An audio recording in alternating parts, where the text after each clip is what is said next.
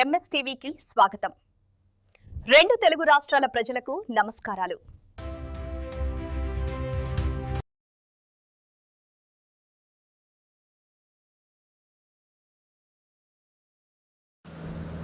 Welcome to MS media. ఈరోజు కిరణ్ మిత్ర Dodda chairperson గా ఇల్లందులో గెలిచినటువంటి అభ్యర్థి గారు మన పక్కనే ఉన్నారు. ఆమెతో కొన్ని విషయాలు ఫ్రీగా మాట్లాడదాం. నమస్తే మేడం. చెప్పండి మేడం, మీరు కాంగ్రెస్ తరఫున గెలిచారు కదా? అవును, మీరు కాంగ్రెస్ పార్టీ టికెట్ ఇచ్చినందుకు, మీరు గెలిచినందుకు ఎలా ఫీల్ అవుతున్నారు? ప్రజలకు ఏమైనా సమాధానం చెబుతున్నారు? నమస్కారం. నా యొక్క విజయానికి ముందుగా నన్ను నమ్మి నాకు టికెట్ ఇచ్చిన మన పార్టీ ముఖ్యమంత్రి గారికి మొదట కృతజ్ఞతలు. ఆ విధంగానే మన యొక్క మంత్రి గారైన పొంగిలేటి గారికి, మా యొక్క నియోజకవర్గ ఎమ్మెల్యే గారైన కోరంకట్గయ్య గారికి నా హృదయపూర్వక ధన్యవాదాలు తెలుపుకుంటున్నాను. మా కుటుంబం తరపు నుంచి, నా ఒక్కదాని నుంచే కాదు, నా కుటుంబం తరపు నుంచి కూడా మేము ఎప్పటికీ మీకు రుణస్థులమై ఉంటాము.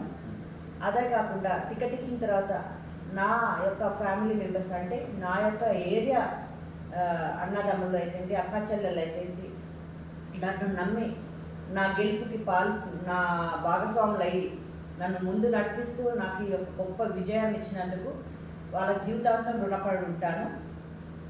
అలాగే ఓకే మేడం, గెలిచారైతే గెలిచిన తర్వాత ఏమైనా అభివృద్ధి కార్యక్రమాలు చేస్తున్నారా, ఇంకా భవిష్యత్తులో చేయబోతున్నారా? ప్రస్తుతం ఇప్పటికైతే మేము పెండింగ్లో ఉన్న వర్క్స్నే కంటిన్యూ చేస్తున్నాము. ముందు ముందు రాబోయే రోజులు కూడా కొత్త వర్క్ స్టార్ట్ చేయాలని చూస్తున్నాము. మీకు మరి రాజకీయంలోకి రావాలని ఎందుకు అనిపించింది? తర్వాత మరి ఈ చైర్పర్సన్గా రావాలని ఎందుకు అనుకున్నారు? ముందుగా అయితే నాకు రాజకీయ అనుభవం అయితే ఏదీ లేదు. నా భర్త ఒక 45 సంవత్సరాల నుంచి పార్టీ కష్టకాల సమయంలో కూడా తను పార్టీ కోసం పనిచేస్తూ కష్టపడుతూ రావడం వల్ల పెద్ద నాయకులు గుర్తించి, ప్లస్ బీసీ మహిళకి టికెట్ రావడం వల్ల నేను నిలబడడం జరిగింది. నా ప్రజలు కూడా నన్ను అలాగే నిలబెట్టి నన్ను గెలిపించారు. ఓకే మేడం, గతంలో మీరు ఏం చేసేవారు? నేను 23 సంవత్సరాలుగా టీచింగ్ ఫీల్డ్లో, ప్రైవేట్ స్కూల్లో టీచింగ్ ఫీల్డ్లో ఉన్నాను. నేను ఈ టైంలో నేను బీసీ మహిళ రావడం వల్ల, అయినా కూడా నాకు పొలిటికల్గా ఎటువంటి నాలెడ్జ్ లేకపోయినా కూడా నా భర్తను నేను ఎప్పుడు చూస్తూ ఉండేదాన్ని. ఆయన చేస్తున్న పనులేంటి, డెవలప్మెంట్స్ అయితే అంటే చూసి నేను అవగాహనలో ఉంచుకొని నాకు కూడా కొంచెం 50% ఇంట్రెస్ట్ ఉండడం వల్ల రాజకీయాలకు రావడం జరిగింది. మీరు గమనించిన ఎలక్షన్స్లో, క్యాంపెయినింగ్లో మీరు గమనించిన ఈ ఇల్లందులో మెయిన్ సమస్యలు ఏమైనా ఉన్నాయా?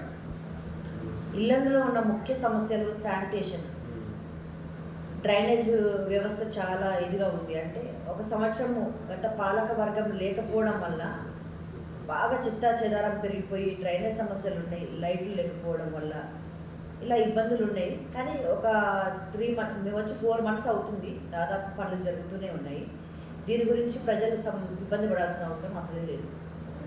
ఓకే మేడం, కాంగ్రెస్ 6 గ్యారంటీ పథకాలు ప్రవేశపెట్టింది కదా, మీ యొక్క మరి దీనికి ఎన్ని వచ్చినాయి గ్యారంటీస్? పథకాలలో దాదాపు వచ్చేసినాయండి. కరెంట్ బిల్లు, 0 బిల్ అయితేనేమి, బియ్యం అయితేనేమి, ఫ్రీ బస్ అయితేనేమి, గ్యాస్ 500కే అయితేనేమి, ఇలా దాదాపు పథకాలు ప్రతి ఒక్కరికి అందుతున్నాయి. కొత్తగా పెళ్ళైన వాళ్ళు ఉంటారు కదా, వాళ్ళే ఒకటి ఇప్పుడు మనం ఆన్లైన్ కావడం స్టార్ట్ కాలేదు కాబట్టి అవి కూడా చేపిస్తామని ఇందులో తెలియజేసుకుంటున్నాం. మళ్ళీ 2029లో కాంగ్రెస్ ప్రభుత్వమే వస్తుంది అనుకుంటున్నారు అండి. ఎందుకంటే మేము ఇచ్చిన ప్రతి పథకాలని అమల్లోకి తీసుకొస్తున్నాం కాబట్టి జనాలు ఖచ్చితంగా మమ్మల్ని ఆశీర్వదిస్తారు. ఎందుకంటే ముఖ్యంగా ఇందిరమ్మ ఇల్లు ఇచ్చిన వాళ్ళైతే 100కి 100% వాళ్ళు ఎంతో హ్యాపీగా ఉన్నారు. ఎందుకంటే పేద ప్రజల వైపే మేము మగ్గు చూపిస్తూ అవసరమైన వ్యక్తులకే మేము ఇల్లు ఇస్తున్నాం కాబట్టి ఖచ్చితంగా రాబోయే పాలన కూడా కాంగ్రెస్ ప్రభుత్వమని బుద్ధిగా చెప్పగలను. అలాగే మరి చైర్పర్సన్ గారి కుమారుడు అనిల్ గారితో కొన్ని విషయాలు మాట్లాడదాం. నమస్తే సార్. మరి మీ అమ్మగారు, మమ్మీ గారు విజయానికి కీలక పాత్ర పోషించారు అంటున్నారు అందరూ. ఎటువంటి మరి పాత్ర పోషించారు తెలియడానికి, ఎటువంటి మీరు ఎలా కష్టపడ్డారు? కోసం మేము చేసిన మా కార్యకర్తలు చేసినాము. దాంట్లో మా ఉన్న యూత్, మా వెన్నుముక వాళ్ళే, చాలా మటుకు వాళ్ళే తిరిగి మా అక్కని గెలిపించాలి, తిరగాలి అని చెప్పి వాళ్ళు చాలా కష్టపడ్డారు మాతోటి. వాళ్ళ కోసం మేము కూడా వాళ్ళ సైడ్ ఉన్నాము అని చెప్పి మేము కూడా ఏదో ఒకటి చేద్దామని రెడీగా ఉన్నాము. యువకులకి మీరు ఏం చేయబోతున్నారు?